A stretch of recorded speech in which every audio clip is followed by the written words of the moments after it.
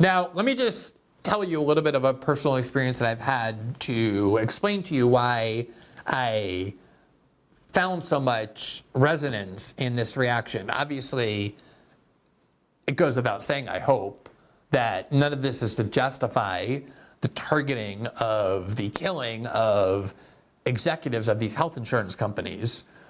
We don't even know if that was part of the motive. We have no idea if anger toward these companies, ideologically or personally, was part of it. So obviously I'm not in any way justifying what was done. What instead I'm doing is trying to evaluate why it would be that the internet was so full of people looking at a story that by all accounts is tragic. Just somebody who's an executive in a company walking on the street, minding his own business, and getting gunned down in cold blood. Usually people would just immediately empathize, at least with that, would sort of condemn the violence. But in this case, the overwhelming, visceral, immediate response was one of great anger toward the health insurance company, and therefore a kind of bitter mockery of exactly what this health insurance industry is all about. And polls have long shown that there are few industries held in lower esteem and greater contempt than the health insurance industry. And I think this incident, not just the incident itself, the killing, but the reaction to it, is an opportunity to understand why. So as it turns out, this company, this healthcare giant, is the parent company of the private healthcare insurance carrier that my family has used for almost 20 years in Brazil. Both my husband and I, despite being young and healthy, have long paid very high premiums to ensure maximum coverage, not because we expected to ever get ill, but because we know that in life you can never plan for those sorts of things, that it's very possible. And you want to make sure that if you encounter a catastrophic illness or an accident, that you won't be faced with the choice of either having to deny coverage, medical care to yourself, or if you have to get medical care coverage, that you can't afford having to face financial ruination. That's the whole point of why you pay premiums, high premiums to health insurance companies. And then once we had kids, we put the kids on the program, the price went up even further, and we've been paying very high health premiums, very high premiums for private health insurance in Brazil that works very similar to the United States.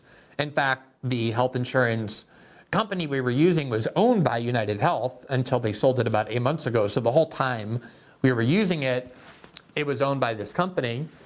And for all those years, they profited on us. We were young and healthy. We barely ever needed coverage. Occasionally, we went to the doctor or to the ER for a very quick and fleeting reason, very cheap, and there was coverage, and they paid for it without the slightest problem, which is usually how it works. And it's not until you actually need real coverage, real health insurance coverage, because you suddenly have an illness or an accident that requires a great deal of care and therefore medical expense, do they start concocting reasons why, even though it's completely false, they have some basis for telling you that they will deny coverage. And that's exactly what happened to my family when my husband ended up with a very serious illness that required his going to the emergency room in August of 2022, getting admitted to the ICU, where he spent 9 months battling for his life, having a nightmare for our family emotionally. About a month into it, we learned that the health insurance company that we had been paying premiums to for 20 years, owned by United Healthcare, had somehow decided that they were not, in fact, responsible for paying for the cost of his hospitalization.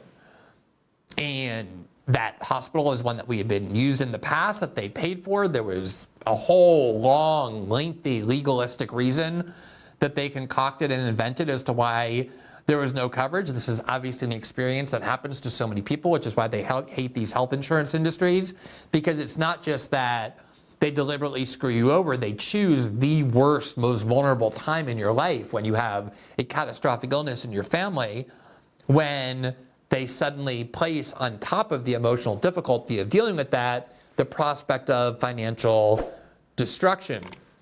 Now, what ends up happening is that you rely on the hospital. You're obviously, the only thing you care about is not the money. You only care about the health of the person in your family. And so the hospital will then come to you once the insurance company denies coverage and will force you to sign a contract where you assume responsibility, you admit responsibility personally for all of the costs thus far incurred and that will be incurred into the future as a result of your healthcare company denying you coverage. And at the moment, all you care about is making sure that your loved one gets the best treatment possible. So you'll sign anything. It's basically like putting a gun to your head, especially if, as was the case in our family, he can't be moved to another hospital. And so we ended up signing something, assuming all financial responsibility, requiring us to pay a very large sum of money every month until this multi-million-dollar cost ended up being paid.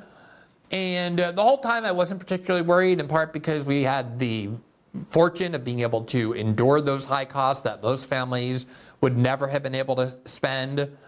I knew that eventually we were going to sue the insurance company and we were going to win and get coverage. We also had the backup that my husband was part of Congress and therefore entitled to reimbursement of medical expenses that we incurred based on that as well. So in the context of the emotional horror of what was happening, the financial aspect of it never registered. But after he spent 9 months in the ICU, eventually he did not survive. He ended up dying in the hospital. Obviously, it took several months to care about anything other than the grief and the mourning of that. Once I actually began to focus on what had happened, that we had spent 20 years paying very high health premiums for exactly this purpose, only for them at the exact moment that they know that you are most vulnerable and devastated and incapable of fighting against anything, and they invent reasons why somehow this coverage that had always applied to that hospital and this type of care suddenly doesn't any longer, knowing that you're powerless to do anything, especially at that moment. Once I began focusing on that, I started getting extremely angry about it. And again, we were lucky enough that we weren't facing financial destruction. We were able to hire lawyers. We had the backup policy of his membership in Congress guaranteeing it. But for most families, if they were in that situation, they would never have been able to pay anything remotely like what we were forced to pay every month just to ensure the hospital continued to treat him, let alone the multi-million-dollar bill that continues to linger.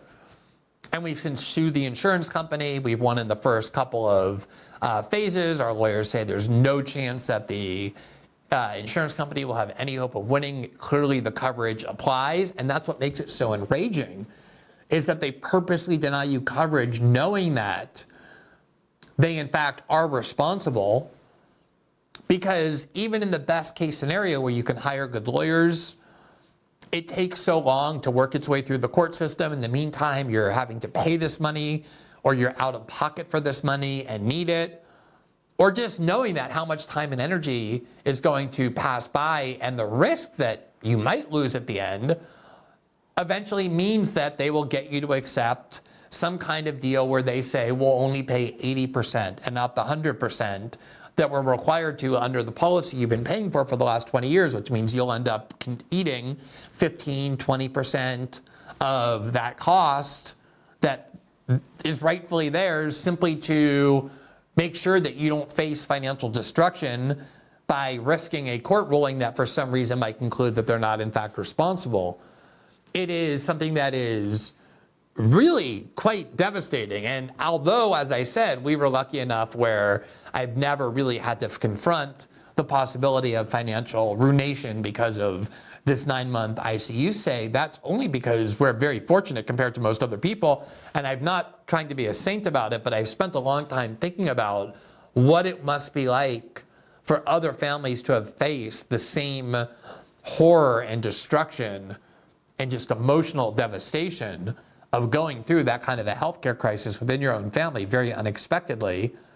And then to, on top of that, even though you think you're insured, because you've been paying premiums to a health insurance company for 20 years, on top of that, be faced with the very likely possibility of bankruptcy or having your entire financial security for yourself and your family wiped out because these companies decide, these health insurance companies are constructed to purposely deny coverage at the very moment that you actually need it. That's why there's so much hatred through this pharmaceutical industry. And for people who are even less economically fortunate, they end up having to beg and plead every time they need to see a doctor to convince the health insurance company that it's necessary. As that woman said, my husband had a heart attack and they decided to characterize it as a non-emergency and refused to cover it on that basis. Here from Gallup in 2019, the title is Big Pharma Sinks to the Bottom of the U.S. Industry Rankings. Quote, the pharmaceutical industry is now the most poorly regarded industry in Americans' eyes, ranking last on a list of 25 industries that Gallup tests annually. Americans are more than twice as likely to rate the pharmaceutical industry negatively, 58%, as positively, 27%, giving it a net positive score of negative 31. The restaurant industry is rated most positively. And needless to say, and by the way, we can go back to this chart here as well, just to kind of underscore that of all the different companies that people hate and that connive to deny coverage at the time when people are most desperate for it, when their health is at risk or when their family's health are at risk. Let's go back to that chart here. Here you see, this is from Value Penguin, a study in May of this year, claim denial rates by insurance companies, and it shows what percentage of claims are most frequently denied by each of these large health insurance companies. And the company that denies the least amount of claims, only 7%, is Kaiser Permanente. It's followed by Oscar and Ambetter at 12 and 14%. The industry average is 16%. So the industry average is they deny 16% of claims. Here you see United Healthcare, whose CEO was targeted, again, for reasons we don't know. But again, I'm commenting on the reaction to this happening. They are dead last. They deny 1/3 of all claims that are made by people who are their customers, by people who have been paying premiums. Is it actually difficult to understand why there was so much outpouring of bitterness and anger? Again, not toward this individual person, but the reaction when they hear that the CEO of a health industry giant, the one at the bottom of the list of people who connive, or companies that connive most frequently to deny coverage at the time that you're most desperate, when your health is at risk or the health of a loved one is at risk, and then they put you through not just the health anxiety and stress or worse, but the financial destruction as well. And then obviously at the same time that they do that, when they're hated by the public, they're flooding our political system with all sorts of donations to make sure that none of their abuses are ever really curbed. Here from Open Secrets, which does an excellent job of bringing transparency to the flow of money through our politics. If you look at the contributions of the United Health Group, there you see at the top, United Health Group. This is the amount of money that they've contributed and poured into the political system since 1990, $34 million. But then on top of that, they spend $100 million on lobbying since 1998. So they're paying all sorts of former staffers, members of Congress, regulators, people who have influence in Washington. So you can have the public hating these companies, and this company in particular, as much as it wants, but because of how our political system works, because they pour huge amounts of money into the swamp of Washington, as Donald Trump called it, then nothing ever gets done. They end up protected and shielded in our political system. And I think one of the reasons why RFK Jr.'s candidacy and his frontal attack on the health care system in general resonated so much is because people's personal experiences, we all eventually have healthcare emergencies in our family, even if it's not of the unexpected catastrophic kind. We have parents who go through that. We have ourselves who eventually have to go through that, or good friends of ours, or other people in our family. Most people end up dealing with health insurance companies and the health insurance and the health care system. And when it's constructed in a way that sacrifices your health and that exploits you at the most vulnerable time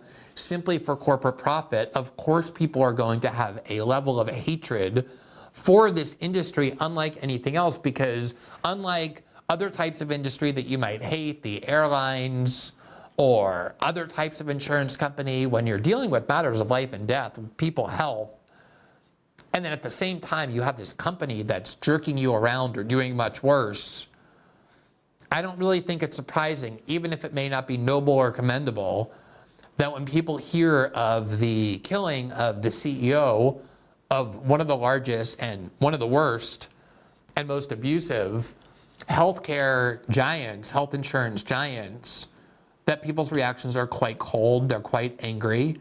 And I think it says a lot about this industry, regardless of what the motive of this particular attacker is.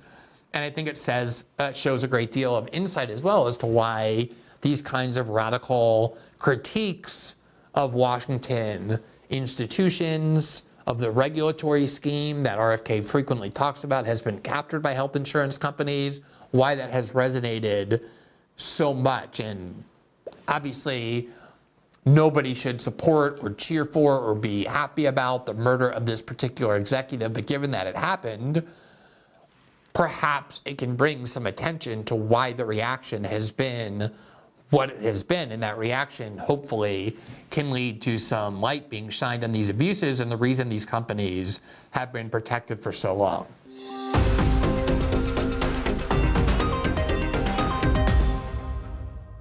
Are you looking to take control of your finances and your online security? Ledger is the solution that you need. It's trusted by 7 million users and securing 20% of the world's digital assets. Ledger is the undisputed leader in hardware wallets. Ledger's new hardware wallets, Ledger Stacks and Ledger Flex, which you see on the screen, are the most secure and user-friendly way to manage your digital assets with their intuitive touchscreens and a comprehensive ecosystem of products and services. Ledger makes digital ownership accessible to everybody. You can buy your Ledger device right now at shop.ledger.com/Greenwald to secure your digital future before it's too late. It's user-friendly, it's efficient, and it's a great way to start managing your digital assets and your digital futures.